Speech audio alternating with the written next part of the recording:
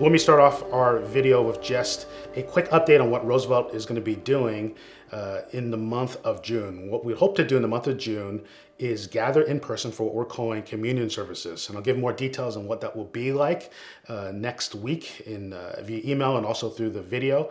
We hope those communion services will be the basis for us to do in-person worship services in July. Again, more details to come for that next week. Be praying about that. Thank you for your prayers already. That we just do that well, and excited for when we can begin to gather together in person as soon as we possibly can. But for now, what I'd like to do is just reflect a little bit on what's happened over the last few weeks. It's been heavy on a lot of our minds. It's definitely been heavy on my mind.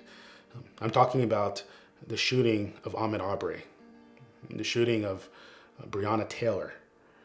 I'm talking about the death of George Floyd. I'm talking about the woman who called the police on Christian Cooper before calling them, let him know that she was going to let them know that an African American was threatening her. It's a lot that's happened, and it's almost made me wary to look at my phone each morning. I'm afraid like I'm just going to see yet another thing that's happened. I half expected to see it every time I look at my phone and a news alert pops up. It's, as I said, it's been heavy on a lot of people's minds. One thing that's encouraging to me in all this is that, for the most part, broadly speaking, people have recognized these things have happened and have called them what they are. They are examples of racial injustice. And so that's encouraging that there's been such broad understanding of that and people posting and speaking to that. So I've been encouraged by that. But, I felt a need to say there's a side of me that's a little bit unsure about all the ways in which people have sort of affirmed that those are examples of racial injustice. A little bit maybe fearful that we actually aren't all together in the same place and looking at those incidents. What I mean by that is that I fear that for a lot of people, they look at those incidents as isolated incidents. And because they're so obvious, such obvious examples of injustice and racial injustice in particular, it's easy to jump on the bandwagon and say, look, this is bad and we're against racism. And so my fear is that too many people, maybe even most people, see them as isolated incidents. Let me challenge you with this, that it's way more than that. That those incidents aren't just isolated. They fit as part of a pattern, a historical pattern in our country. A historical pattern by which we, since the very beginnings of a country, have had the tendency, the habit, this embedded way in which we tend to view Black people. Specifically, that historically speaking, we as a country tend to devalue and dehumanize Black people.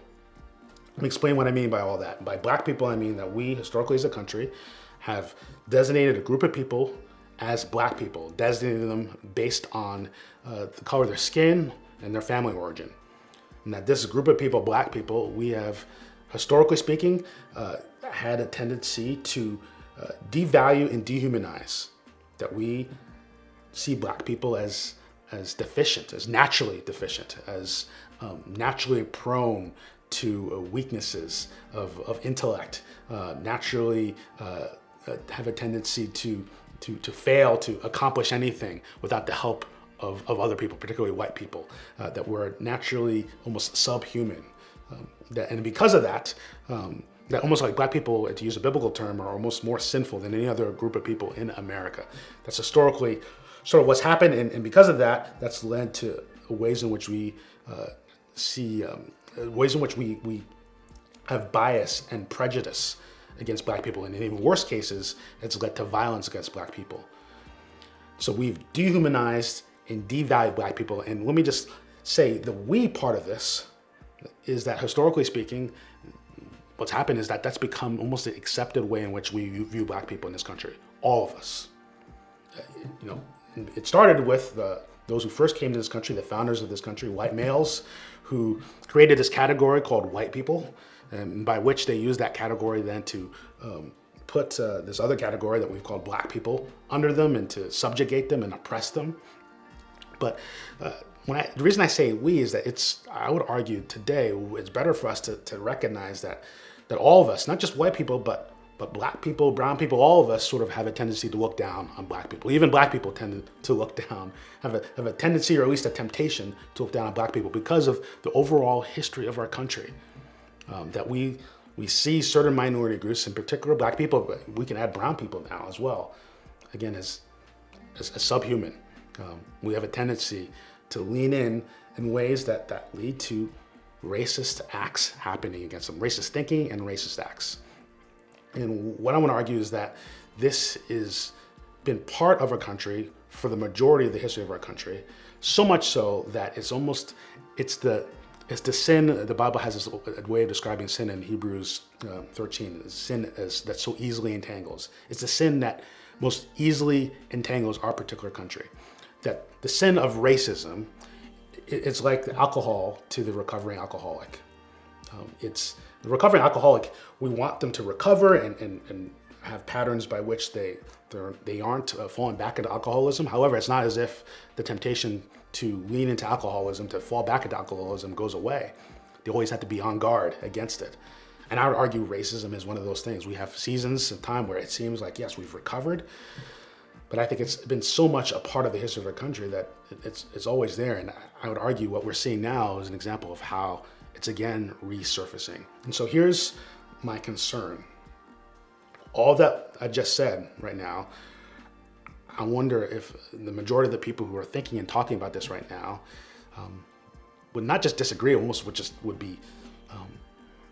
almost be upset to think that this is the case, that racism is sort of a systemic problem in our country, embedded into our country, something that we have to think of beyond just individual isolated incidents. And this has also historically been true, that for many people, the temptation is to use the excuse that this is just an isolated incident, that in fact, some of these cases aren't really about race. Again, those are excuses that have long been used.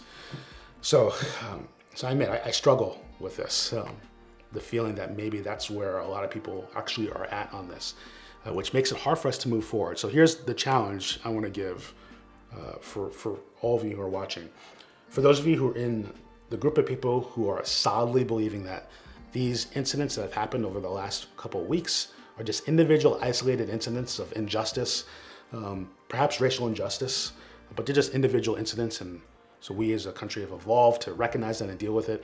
I want to say, well, first, thank you for recognizing it. That does mean something. Thank you for recognizing them as injustice. For those of you who are even willing to say those are racial injustice, that helps. But it does mean that there's a limit to what at least I and other people are able to do with you. And it means that if you're solidly in that place, that, again, there's a limit to the kind of, I think, work that needs to happen in our country right now. And that bothers me. I wish it wasn't the case. I'm praying that changes. I'm praying that changes so you can become in another category, the second category of people who might be watching this, the category of people who have had a tendency to see this as individual isolated incidents, but you're willing to be open to the fact that maybe it's more than that there's actually a pattern here that we need to deal with. And if you are at least intellectually honest enough to be open to it, not just saying you're hypothetically, but no, like you're open to that or even beginning to see it, then great. Find other people to talk to. Begin to explore that. Don't fall back into just dismissing those things or just moving on, because again, to see this as part of the history of our country that I think continues to affect us today is uncomfortable. It indicts all of us. And I'm going to encourage you to keep that process going so that you can move into this third category of people. There's a category of people who, yes, you see it. You see that racism is like the alcohol to the recovering alcoholic for our country. And it's cropped up yet again. We found our way back in the bar, falling back into old patterns and old habits, and maybe some old patterns and old habits that we never actually got rid of. And so to you, I say, speak up. Continue to educate yourself and educate the other people around you. Unite with other people, particularly with minority groups that continue to feel the effects of the historical racism of our country that, again, continues, I think, and we're seeing even still today. Unite with Black people and brown people and this gets into a longer discussion, the ways in which the minority groups in general have been seen. Some of the history of Asian peoples in our country needs to be told. Begin to be part of the movement that recognizes that this has been part of our country. It's a habit that we way too easily fall into. Was to begin for us to see it for what it is, and then begin to deal with it by honestly calling it what it is. We can't really deal with it unless we admit that this is something that is really a part of us. It's not just a one-time or an every so often mistake. It's something deeper. Church, maybe this is the time we can finally lead the way in this. We had an opportunity, I think, to lead the way when the Black Lives Movement was first starting. But sadly, I think we, the church, were passive and dismissive. So that movement became way more secularized away from the church. Maybe this is a moment where we can finally step up and lead and speak truth with love. The church could be uniquely used in this time. I admit I'm tired. I'm tired about talking these things. I'm tired of the fact that these things continue to happen. But because I'm a believer, I'm always hopeful. I'm always hopeful because throughout also the history of not just this country, the history of the world, God at different times uses people and uses his people to move things forward, to not just deal with sin, but to kill it. And maybe this is one of those moments. Let's pray that will be the case, and then let's take steps to make it the case.